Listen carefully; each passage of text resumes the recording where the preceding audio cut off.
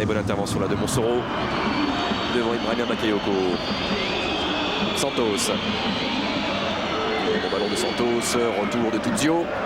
Et on va repasser par Vedran Rougneux.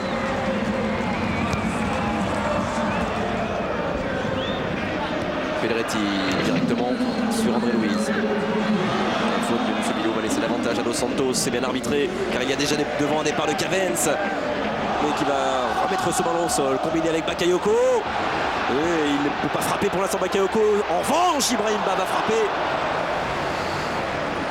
Alors que dans la deuxième image, les dirigeants sont contents. Déjà au vestiaire. Ah oui, ils sont prêts au vestiaire pour féliciter certainement leurs joueurs après cette belle victoire et surtout cette belle prestation de Marseille.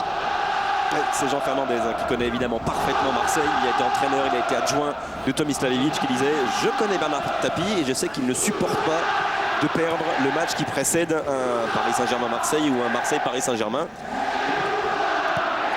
Pour l'instant, Bernard Tapie et ses souhaits ont été exaucés. Isabelle.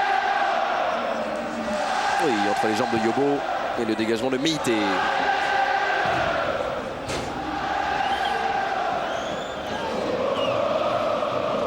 De ce Paris Saint-Germain-Marseille. Rappelez évidemment que demain, Nantes-Paris Saint-Germain sera le dernier match de cette 15e journée qui débute. Cette 15e journée par une victoire marseillaise, 4-2 face au Football Club de Sochaux. Les buteurs André Louise, doublé de Bakayoko et Sierczewski côté marseillais. Et puis Meriem et Pagis côté sochalien. Ils n'ont pas démérité loin de là, ces Sochaliens, mais ils sont tombés sans doute sur la plus belle performance marseillaise du début de la saison. Dominique. Oui, avec Jean Fernandez, Jean, on imagine que le score ne convient pas évidemment, mais sur la manière, qu'est-ce que vous regrettez ce soir? Non, je pense que le score est lourd, hein, quand on voit la physionomie du match. Je pense que ce soir on a été naïf dans certaines situations de jeu. Mais vu l'évolution de la première mi-temps où on a le penalty, où on peut faire le break, bon, on a raté un penalty, on a eu 2-3 occasions. Et je crois que ce soir on a été naïf. C'est ça la leçon que vous allez retenir, c'est le message que vous allez faire passer à vos joueurs? Bon, oui, naïveté en phase défensive et on a perdu beaucoup de ballons de relance. C'est la première fois que vous perdez au Vélodrome? Non, j'ai déjà perdu au Vélodrome. Mais bon, c'est la première fois de la saison qu'on prend 4 buts. Merci. Ah oui, et puis ça doit pas lui faire plaisir, évidemment. Il y a vraiment pas mal de déceptions chez Jean Fernandez. Non, mais on peut être sûr que le penalty, quand même, c'est le tournant du match. Parce qu'à ce moment-là, les Sochaliens sont forts, sont conquérants. Ils ratent ce penalty, ça leur aurait permis de mener 2-1. C'est vrai que c'était vraiment le tournant du match de cette rencontre. J'ai l'impression que Dominique, alors qu'on accompagne Jean-Charles Trouabal, Pascal Louma dans les vestiaires, il attend tranquillement Ibrahima Bakayoko. Derrière, on ira voir Hervé Matou pour avoir des dernières nouvelles des autres matchs. Échange de maillot avec Adel Chedli. Pour Ibrahima Bakayoko, des nouvelles des matchs qui vont débuter, des autres matchs de la 15e journée qui vont débuter tout à l'heure à partir de 20h et essentiellement des nouvelles de la GIA aussi. Avec Hervé Matou. Allez, on écoute Ibrahima Bakayoko. Ouais, Ibrahima, si ça continue comme ça à Canal, on va vous laisser un casque micro parce que vous êtes là toutes les semaines, parce que vous répétez des performances de haut niveau. Non, mais je pense à tout le monde qui regarde le match, surtout en Afrique. Il y a beaucoup de gens qui sont abonnés, il y en a qui m'ont appelé, j'ai eu ma mère. Elle m'a beaucoup encouragé, elle m'a dit ouais, tu souhaites bonne chance, j'espère que tu vas marquer.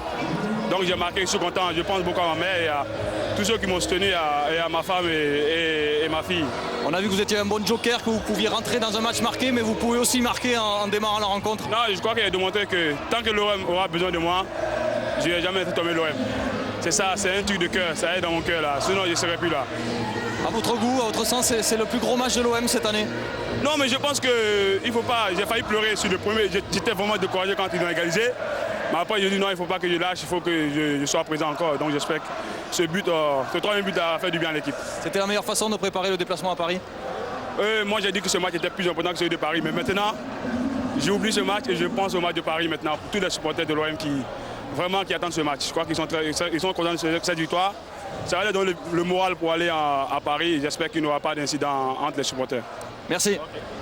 Eh ben, si c'est pas des paroles de quelqu'un qui est serein, qui a un petit peu de recul sur sa situation, je ne sais pas ce que c'est. Bravo Ibrahima Bakayoko, le message final était juste ce qu'il fallait entendre et il est accompagné, on le suit là, Ibrahima Bakayoko, parce qu'il est en train de quitter la pelouse Vélodrome, très applaudi par le public, toute la famille, et il l'a dans le cœur. Hein. Ça, un joueur qui pleure parce qu'il a pris un but, il a failli pleurer, dit-il, c'est assez exceptionnel. On va le suivre, on va l'accompagner, Ibrahima Bakayoko évidemment, dans ces marches qui mènent jusqu'au vestiaire, et on ira dans quelques secondes retrouver Hervé Matou.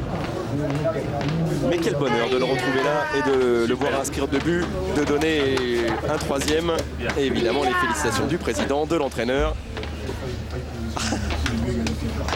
Et le petit mot à l'entraîneur au passage. Voilà, Bakayoko est dans le vestiaire. On le laisse sur cette loupe de joie et ses sourires d'enfant autour de lui. Et on va rejoindre Hervé Matou au quai André Citroën. Hervé, c'est à vous. A tout à l'heure Hervé, on aura évidemment des nouvelles, sans doute encore de Giroud et de ces matchs, évidemment les autres matchs de la 15e journée. Je crois qu'André Luiz est en interview avec Dominique. Est-ce que vous parlez portugais, Dominique? Pas du tout, c'est pour ça qu'on va faire appel au service de Luis de Souza qui fait partie de l'encadrement de l'OM. D'abord on va demander à André Luiz s'il a pris du plaisir ce soir parce qu'il évolue depuis qu'il est arrivé à Marseille dans une position qui est assez inhabituelle parce que c'est un défenseur de formation. Tiveste hoje muito prazer durante o jogo porque tu jogavas numa posição diferente, então tiveste muito prazer jogar numa posição que não jogavas e jogaste muito bem. É importante jogar nessa posição, estar lá na frente para poder ajudar tanto o Numa como o Bakayoko, né? E de verdade que essa é a primeira vez que eu jogo nessa função. E eu estou mais feliz não pelo gol e sim pela vitória, que eu acho que era importante hoje. E agora é esperar para ver a próxima posição que eu vou jogar e procurar sempre demonstrar o máximo de interesse. Il a joué derrière des attaquants pour apporter un peu plus de jeu dans le jeu olympien. Mais c'est vrai que c'est la première fois qu'il joue à ce poste-là et il s'est adapté. Maintenant, s'il faut jouer à une autre position pour aider l'équipe, il le fera sans problème. Alors jeudi, Marseille se déplace à Paris. Est-ce qu'il est conscient de ce que ça représente en France, du match que c'est? Tem importância, o jogo é muito importante para os marseillenses para jogar em Paris. Com certeza é o clássico aí da França, né? E um jogo onde acredito que a Europa inteira vai assistir, como Barcelona e Madrid, e Paris Saint-Germain e Olympique de Marseille. Então acredito que vai ser um grande jogo. Do outro lado tem grandes jogadores, né? Tem brasileiros lá também e a gente vai com toda a força tentar, mesmo na casa do adversário, fazer um grande jogo, porque esse é o tipo de jogo que faz com que o jogador tenha mais vontade e consiga superar todos os problemas para conseguir vencer. C'est vrai qu'il y a un derby, il y a des derbys comme les Marseille, comme les Madrid-Barcelone, et il croit que toute l'Europe va suivre ce derby. En plus, il y a de grosses individualités au Brésil, à Paris, donc des Brésiliens, et il pense que ça va être un super match. Ok, merci à tous les deux. Mais ce sera un super match et ce sera le 600e match, on vous le rappelle, de l'histoire de Canal. Oh, regardez Franck Leboeuf qui remercie Vedran Rougneux d'avoir arrêté ce pénalty de Pagis. Ça a été sans doute le tournant de cette rencontre. On vous le rappelle, emporté 4-2 par l'Olympique de Marseille. Voilà l'arrêt de Rougneux. Est-ce qu'on est avec François? Est-ce qu'on peut regarder le classement quand même, François, à l'issue de ce premier match de la 15e journée? Et belle opération pour Marseille, Olivier, 9e, enfin, et je crois pour la première fois dans la première partie du tableau depuis le début du championnat. Oui, exactement, c'est ça la grande réponse de cette rencontre aujourd'hui, c'est que les Marseillais passent dans la moitié du classement la plus importante, et c'est vrai qu'ils se rapprochent un petit peu de l'Intertoto. Ça doit leur faire chaud au cœur. En ce qui concerne les Sochaliens, et bien de toute façon il faut quand même en parler parce qu'ils ont fait un bon match. C'est vrai qu'il y a eu quelques naïvetés, comme l'a dit Jean Fernandez, mais on a vu un grand match de football. N'oublions pas qu'il y avait une belle équipe de Sochaux, une belle équipe de Marseille.